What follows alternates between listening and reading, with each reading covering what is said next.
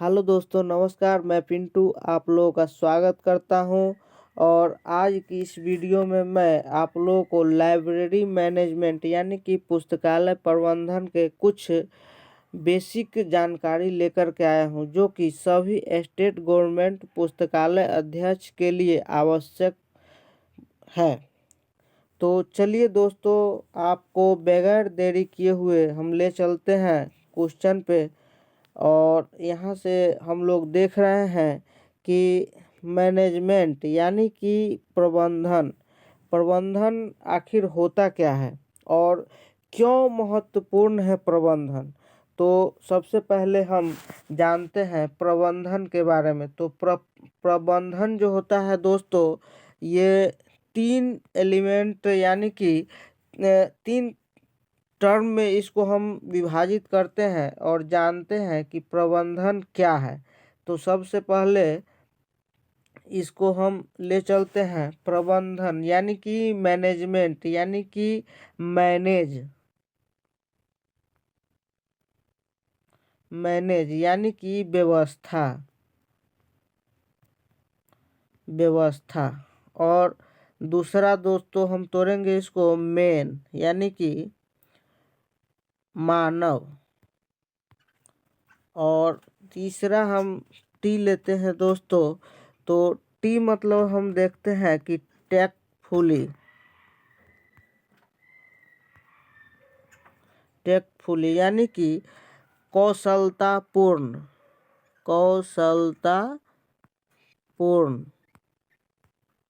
कौशलतापूर्ण यानी कि हम लोग दोस्तों ये हम लोग कह सकते हैं कि मानव के द्वारा जो सुव्यवस्थित तरीके से कौशलतापूर्ण जो कार्य करते हैं उसी को हम मैनेजमेंट या प्रबंधन कहते हैं। यानी कि दोस्तों आप लोग समझ पा रहे होइएगा कि किसी भी कार्य को करने के लिए हम लोग के पास सबसे पहले एम होना चाहिए, जो कि एक ऑब्जेक्ट होना चाहिए, जो कि हम लोग एक सुसज्जित तरीके से किसी भी कार्य को करते हैं तो एक नियमबद्ध तरीके से जो करते हैं तो कार्य करने में भी आसानी होता है। और वहाँ तक पहुँचने में हमको एक नियम से चलते हैं तो जल्दी मतलब कि पहुँच जाते हैं। तो उसी तरीक़ा से मैनेजमेंट यानी कि किसी भी कार्य को सही ढंग रूप से चलाना प्रबंधन कहलाता है। दूसरे शब्दों में बोले तो दोस्तों वे समस्त प्रयास जिनके आधार पर सेवाओं को बेहतर बनाया जा सकता है प्रबंधन या मैनेजमेंट कहलाता है। अब हम लोग देखते हैं कि प्रबंधन शब्द जो आया हुआ है, तो प्रबंधन शब्द लगभग 1880 में यानी कि 1880 से इसका जो यूज अधिकतर मतलब कि होने लगा। 1880 में हम लोग प्रबंधन का काफ़ी मतलब कि प्रचलन में आया। और यहाँ से देखते हैं हम लोग जैसे कि कुछ विद्वान के द्वारा परिभाषा हो गया। कुंट एवं डोनेल के अनुसार जो परिभाषा दिया है कुछ इस तरीक़ा से है। प्रबंधन का कार्य अन्य व्यक्तियों द्वारा उनके साथ मिलकर काम करना है। यानी कि दोस्तों आप लोग देख रहे हैं। और प्रबंधन की विशेषताएं जैसे कि कैरेक्टरिस्टिक ऑफ मैनेजमेंट यानी कि प्रबंधन उद्देश्य प्रधान प्रक्रिया है। जब तक दोस्तों हम लोग कह सकते हैं कि एक ऑब्जेक्ट नहीं होगा, एम नहीं होगा किसी भी। अब जैसे कि एक सब्जी विक्रेता है तो उसको सब्जी बेचने के लिए जब तक कुछ एम नहीं होगा तो उसका कार्य करने में आसानी नहीं हो पाएगा। तो सबसे पहले उद्देश्य होना चाहिए। और किसी भी कार्य को सुसज्जित तरीके से करने के लिए एक ऑब्जेक्ट अवश्य होता है। तो प्रबंधन एक सामूहिक प्रक्रिया है। यानी कि हम कह सकते हैं कि प्रबंधन एक मैनेजमेंट जो है टीम वर्क है। ग्रुप में कार्य करते हैं उसका बात अलग होता है और अकेले जो कार्य करते हैं उसका बात अलग होता है। तो प्रबंधन सर्वव्यापक है। यानी कि प्रबंधन सभी जगह विद्यमान है। किसी भी कार्य को करने के लिए प्रबंधन आवश्यक है। अब यहाँ पर देखते हैं दोस्तों कि वैज्ञानिक प्रबंधन का पितामह कौन आता है। तो यानी कि प्रबंधन हम लोग जाने तो प्रबंधन से हम लोग को कभी कभी पूछ देता है कि प्रबंधन के जनक कौन है, या फिर वैज्ञानिक प्रबंधन का पितामह कौन है। तो F.W. टेलर साहब जो है प्रबंधन के पितामह बोले जाते हैं। और कहीं कहीं पे एक और विद्वान आ जाते हैं, लेकिन पहले हम इनके बारे में देखते हैं।